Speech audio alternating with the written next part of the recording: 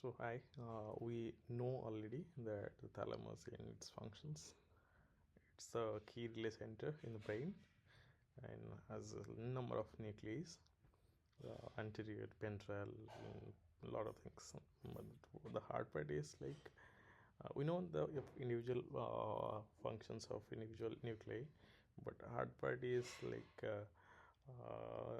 remembering all the nuclei and all the major ones. So in this video we're going to explore how we can uh, remember those nucleus and divisions in a much easier way, in a much obvious way, and won't put too much of like won't have to sweat more often for all these things. So just basic things.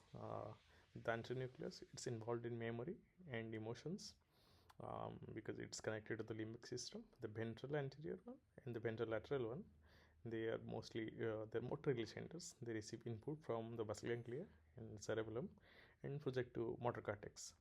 And the ventral posterolateral and ventral posteromedial, they relay sensory information from the body and face respectively to the sensory cortex, somatosensory ones.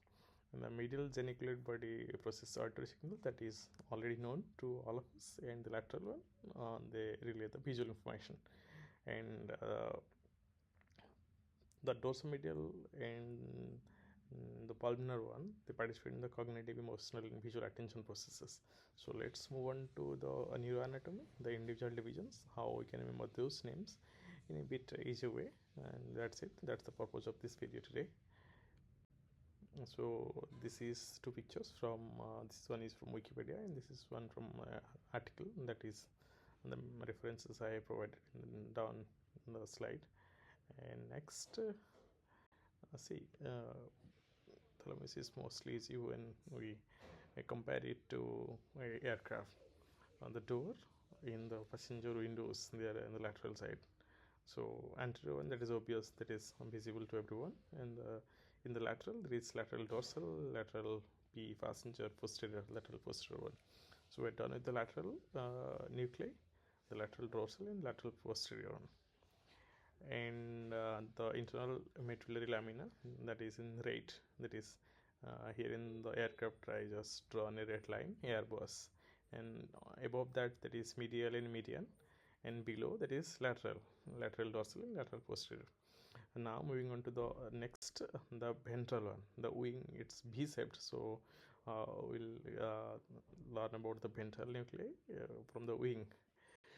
On the anterior part of the wing, that is the ventral anterior, the posterior one is divided into two parts. If you like, you have all noticed that, you might have noticed like the posterior part of the wing, there are movable parts, right? There are two parts. There are two different parts. What exactly you call in the aerospace engineering, I do not know, but like according to that, we divided it in posteromedial and posterolateral one. And the lateral ventrolateral one, the ventral lateral nucleus, that is the outermost part of the wing, the small line you're seeing in this video. And the intermediate one is the intermediate ventral intermediate one. So this is the to note here one thing, the ventral intermediate and ventral posterolateral and ventral posteromedial, they constitute the ventral posterior ones. Now the last but not the least, the pulvinar. Okay, so the landing gear, it's pulled up and down, so it's the pulvinar. It represents the pulvinar nucleus, and attached to it the medial and lateral geniculate body. And that's it, and that ends today's uh, lecture on the thalamus, the neuroanatomy and the nuclei of thalamus. And thanks, have a great day.